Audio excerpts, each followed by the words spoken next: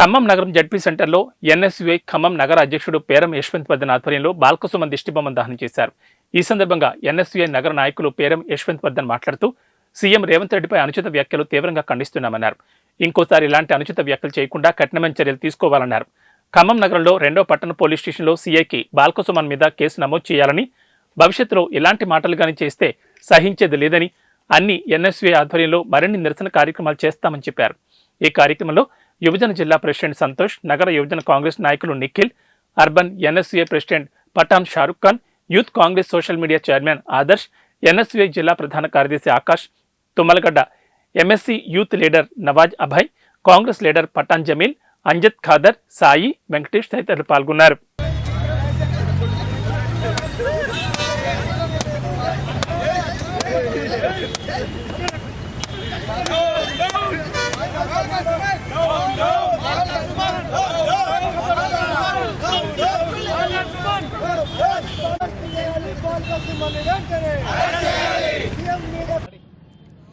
So గౌరవ ముఖ్యమంత్రి వర్యులు రేవంత్ రెడ్డి గారిపై బాల్కన్ సుమన్ అనే మాజీ ఎమ్మెల్యే చేసిన వ్యాఖ్యల్ని జిల్లా యువజన కాంగ్రెస్ పక్షాన తీవ్రంగా ఖండిస్తున్నాం.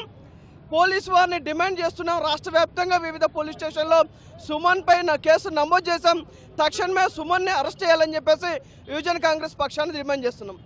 కల్వకుంట్ల కుటుంబానికి సంబంధించిన కుటుంబంలో ఉన్నటువంటి నాయకులు కానీ, లేకపోతే కల్వకుంట్ల కుటుంబానికి బానిసంగా ఉన్నటువంటి నాయకత్వం కానీ, ఈ బాల్కన్ సుమన్ లాంటి వాళ్ళు ఇంకొంతమంది, మీరు ఏదైనా ఉంటే రాయలసీమ లిఫ్ట్ ఇరిగేషన్ ప్రాజెక్టు మీద మా ముఖ్యమంత్రి రేవంత్ రెడ్డి గారు అడిగిన దానికి మీ దగ్గర సమాధానం ఉందా అని చెప్పేసి క్లియర్ కట్గా అడుగుతున్నాం.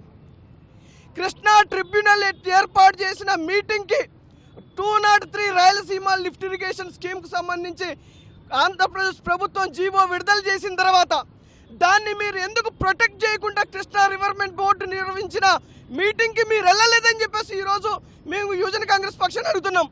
మా సీఎం అడిగాడు దీనికి సమాధానం చెప్పడం చేత కాక తెలంగాణ ఉద్యమంలో ఇలాంటి దొంగ మాటలతోటి అనేక మంది ప్రాణాలు బలికున్నటువంటి బాల్కన్ సుమన్ కేసీఆర్ బానిస కుక్క ఈరోజు మా ముఖ్యమంత్రిని ఇష్టం వచ్చినట్టు మాట్లాడుతుండు.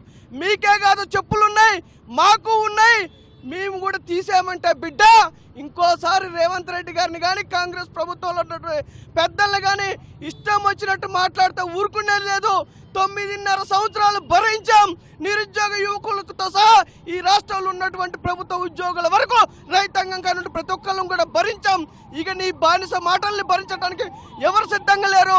బీఆర్ఎస్ నాయకులు అందరినీ హెచ్చరిస్తూ ఉన్నాం. వాళ్ళు దగ్గర పెట్టుకొని మాట్లాడాలని చెప్పేసి ఈ సందర్భంగా వాళ్ళని హెచ్చరిస్తున్నాం.